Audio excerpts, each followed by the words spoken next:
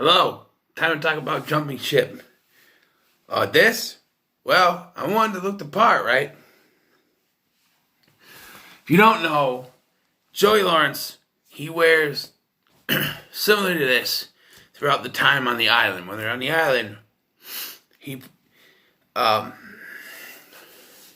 like he's wearing a Hawaiian shirt, and underneath he has a tank top, and then a couple scenes later, he has it buttoned up, and then he has the tank top strapped around his head like this. I remember when the movie first came out, I started to wear it like this myself. Just go around with it on my head like that. Because I thought it was cool, you know? And I've had this on since like halfway through the film when he started wearing it. Making my head itch. Been on there so long, getting a little sweaty.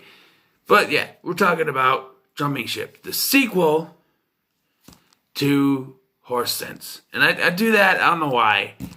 Because, well, it is a sequel to Horse Sense. It's got the same characters. It's got Michael and Tommy, and they're going on this cruise or this, vacation on this ship called the Tiffany. It's a charter, and they meet Jake, played by the third and final Lawrence brother, Matthew Lawrence. And when they're out in the middle of the ocean on their way to Australia, they're attacked by pirates.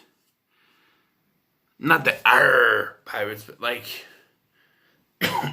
modern day pirates, where they're not like plunging, not plumber, plundering and shooting and hooks and stuff. It's just they're led by this guy named Frakes, and he sends this woman out, and she acts like she bumps into Michael, and she takes his wallet. She sees that he's got a lot of money because he came out of the limo, and so they're going to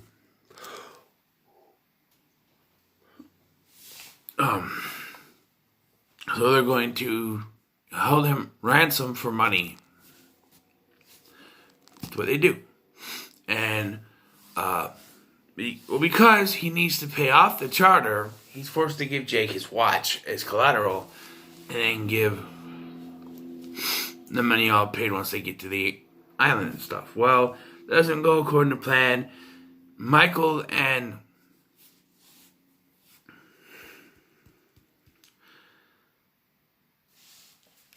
Tommy are forced to jump off the boat while Jake tries to outrun the other two. And I don't remember, do they have a dirigible or not dirigible, but like a floatable?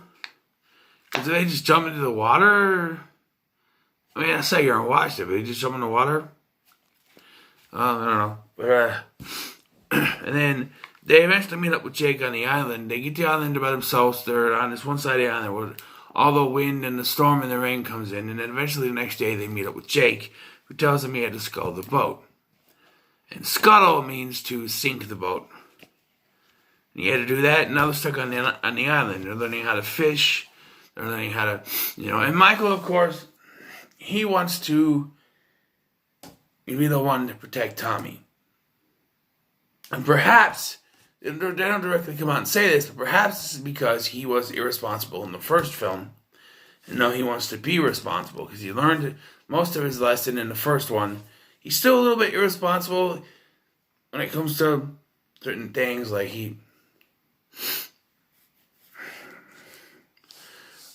dad confronts him about how he offered to pay for Tiffany, which I think is the pop star. I think we're alone now. I think it's that Tiffany.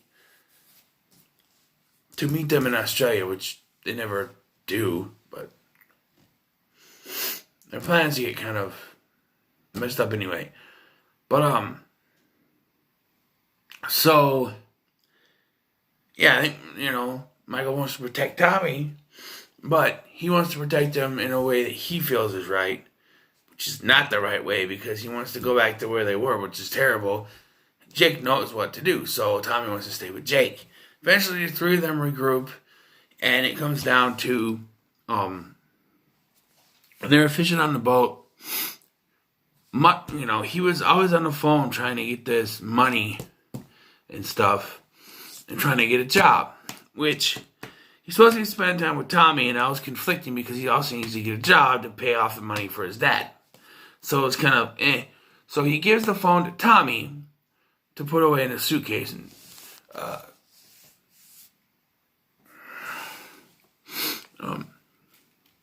so Michael goes to do something, and he tells Tommy to put it in the suitcase. But as he's going to do that, a fish tugs on their fishing pole, and he has to try to reel it in, but it causes the phone to fall into the water, the ocean. So when they reconnect with Jake and find out that he has the suitcases, Michael gets excited and is like, well, my phone, Tommy put my phone in the suitcase, and that's when Tommy has to tell him, it fell in the water. So they have no way to get off there. Cell phone would have been too easy. Anyway.